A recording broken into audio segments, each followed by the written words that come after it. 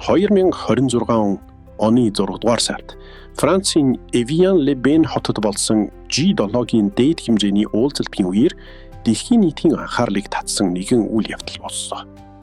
Германы канцлер Фридрих Мерц АНУ-гийн ерөнхийлөгч Дональд Трампт Германы хөлбөмбөгийн шигшээ багийн цагаан өмсгөлийг бэлэгэлсэн юм а. Өмсгөл дээрх 47 дугаар нь Трамп АНУ-гийн 47-д ерөнхийлөгч гэдгийг бэлгэдсэн бөгөөд түүний 80 насны ойд зориулсан хожуу ирсэн бэлэг байлаа. Мерц бид нэг багт тоглож байгаа хэмээн онцолсон нь сүүлийн үед хүүтрээд байсан хоёр улсын харилцааг зөөлрүүлэх гэсэн дипломат орлого байв. Энэхүү түүхэн уулзалт зохион байгуулагдсан Эвиан хот нь Франц, Швейцарын хил дээр оршдог үзэгсгэлэнт байгальтай амралтын бүс юм. Эвиан усны түүх 1789 оноос эхэлтэй. Маркис де Лесерт Кашат булгийн эрдэс усыг эрүүл мэндэд тусдаг нээснээр дэлхийд алдарчээ.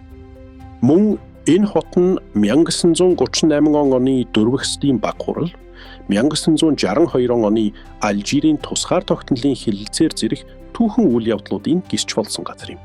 Ийхүү спорт, түүх, дипломат ажиллагаа хосолдсон энэ үйл явдал Эвиан хотын түүхэнд бас нэгэн шинэ хуудас болон үлдлээ.